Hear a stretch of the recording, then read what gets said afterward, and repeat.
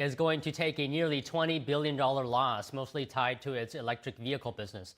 Joining us to discuss is Lauren Fix, automotive expert at Car Coach Reports. Lauren, good to see you. It's been a while since we spoke. I did speak to Paul a couple of weeks ago. He had some great comments to say. How are you doing, Lauren? I'm great. There's a lot going on in the automotive world right now, and I think people don't realize it because they're so busy with the holiday season. But one of the big things that's happening is not just Ford, but just the shift in what consumers want. Brands are finally listening, and that's a good thing. So, I mean, Ford killing several electric vehicle models. Why do you think the company is doing this? Is it weakening EV demand or because of policies of this administration? It's all of the above. I think they jumped on that EV bandwagon. They all jumped on that horse saying, I'm not going to push back against the government. We're going to take whatever regulations they push on us, even though they have lobbyists and everything. They agreed to go ahead and do that because there was going to be a $7,500 tax credit. That tax credit is gone. The charging infrastructure, if you want to put a charger in your garage, was $1,200. That goes away on the 31st. So once that's gone, consumers are going to pay for whatever it is they want. Just like if you wanted a gasoline-powered vehicle or a hybrid vehicle, you just go and buy it. But when they realized that they made these F-150 Lightning trucks that are all electric, they thought they were going to sell like hotcakes. They soon realized that vehicles between $50,000 and $80,000, no matter where they're built, are way outside the average person's price range. Remember, the average price of a vehicle today is about $50,000, where previous to COVID, it was $34,000. So with that huge increase, it's untouchable for many people. The cost of everything has gotten more expensive, although some things like eggs and gasoline have gotten less expensive. Electricity has gotten more expensive. So buying an EV is not the wisest choice, especially with the increase in insurance.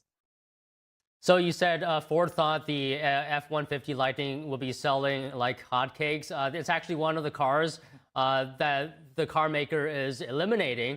So I'm wondering if you could do a comparison for us. In terms of sales, how did the EV version of this pickup truck compare to the non-EV version? And just overall, how does electric compare to gas-powered?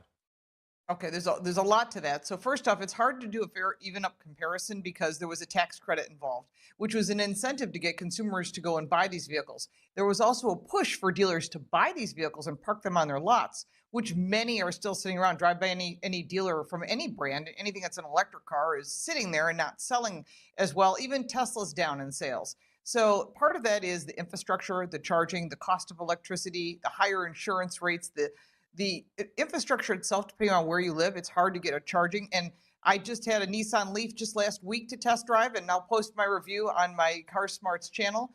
But I'll tell you, getting a charge, even at a Tesla charger, some didn't allow it unless it was a Tesla product.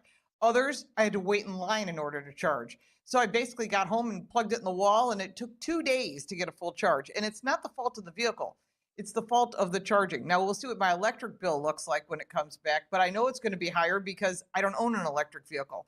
And consumers are finding themselves that if they don't own a garage, and believe it or not, only 60% of America owns a garage. So you think, well, what if you have a condo? That doesn't necessarily mean you have a garage, or you're renting. That doesn't mean you have a garage or could put a charging station in. And so all of these are just limitations. And Americans as a whole don't like to be limited in how far they can go. And including how long it takes to charge. And to give you an idea, the vehicles that I get come from New York City, and I live in Buffalo. And the usual time to drive, that's about 5 hours. Every driver that has brought an electric vehicle to me, I ask, how long does it take? And they say twice as long. So if you're willing to drive 10 hours instead of 5 hours, how does that make you want to buy that vehicle? It doesn't. And so consumers have made the statement. Ford has woken up to it. Almost every brand has switched back to saying, you know what, including Scout, which is a brand new product that's coming out from Volkswagen, has said we're going to offer what they call an E-Rev, which is an extended range. There'll be a gasoline motor combined with an electric motor, and for consumers, that just means a hybrid application. That's what consumers want. They want to be able to go wherever they want, and if they want to plug in and sit in, at a parking lot or at a drive-through or wait for your kids to come out of school, you can at 0 miles to the gallon because you're on electricity. And that's a really good combination for consumers, especially if you're leasing. So you said that Ford has woken up to this. I'm just wondering here, because Ford's decision does not happen in a vacuum, right? We have Chinese electric car makers fully in the market. So I'm thinking in that aspect, what is the impact for Ford? Does this move at all concede some ground to Chinese EV makers? Well, that not really, because where we are sitting on here in the United States on the largest oil underneath the ground. And in the case of China, they decided in advance, we can't beat America. We can't beat Germany in building cars. So what they decided to do was create this EV story, that this was better for the environment. But before they did that, they purchased 80 to 90% of the mines that are out there. And so therefore they can say, if you want an electric vehicle, you need a battery, you have to get it from China, so that they would control the auto industry. They do subsidize every single car brand that is made in China. And many countries are allowing Chinese vehicles to come in. That will not happen in Canada, where there's a 100% tariff, and there's no way they're going to bring Chinese cars into the United States, at least under this administration. And if they did, it would destroy our auto industry for every brand. Remember that a lot of the Japanese brands sell most of their vehicles here. The Koreans sell their vehicles here. They build them here. If the Chinese wanted to do that, they'd have to build here, which means the UAW would be standing in line saying, we need to unionize you also. And that would make those cars a very average price to everything that's out there. So what they do in other countries like Germany, and it has destroyed their auto industry, is they flood the market with low price cars, essentially half the price. So how do they stay in business? Well, their federal government, the Chinese government, subsidizes to the car brands. And so therefore, why a car that might be $40,000, they'll sell it for 20. And then, so how does the car maker stay in business? They just take Chinese government funds. That doesn't work in a global basis. It's not a fair market. And what it does is it allows consumers to think they're getting a deal, but really what they're doing is destroying their own economy. China doesn't care. Their goal is to own the auto industry. And if they ever get a chance to start selling in the US and into North America, that's probably what will happen, is that we'll see a lot of companies go away, and that's really bad. And currently the EU, by the way, has said just yesterday that they're going to reduce their all EV mandate. And so that's also going to hurt China, because if it's all EV, which doesn't make sense in cold climates like Norway and Germany, I mean, it gets really cold, much like the upper half of this country and into Canada.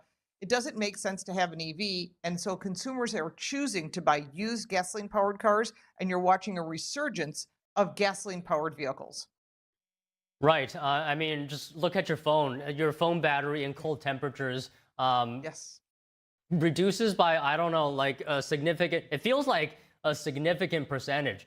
So I just have one more question on my mind here. Can you talk to us about the rate of EV adoption in the US? What does that look like? Has it slowed since the start of this administration? Absolutely, 100%. You had the Congressional Review Act where President Trump signed on July 4th that took away all of the mandates that it said you had to go all electric. So that's out the door. EPA leader Lee Zeldin went in and has removed all the powers from California. Some are still in courts right now. Some are in the Supreme Court.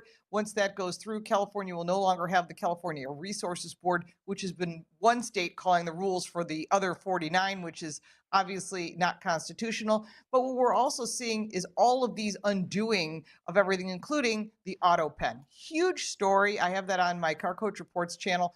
What has happened when President Trump said anything that was signed by an auto pen doesn't exist any longer. Now, how that will hold up in court, we're soon to find out. But right now, that means that all of the mandates for electric vehicles, all of the infrastructure is gone. And this is a huge story, because what we're happening now without that $7,500 tax credit, we're most likely going to see about 4% of the cars sold being electric. So if you want an electric car, there are fantastic choices from every automaker. But many automakers like Honda have said, we're not going to make the Prologue anymore.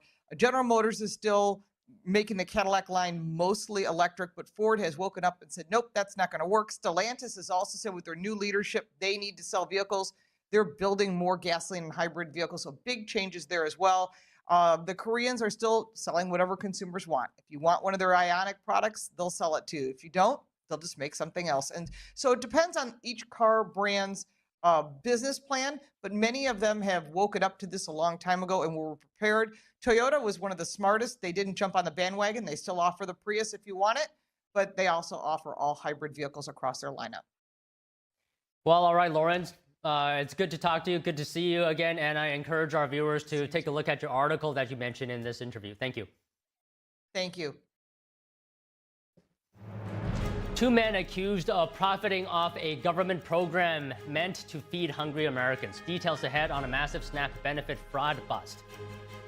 European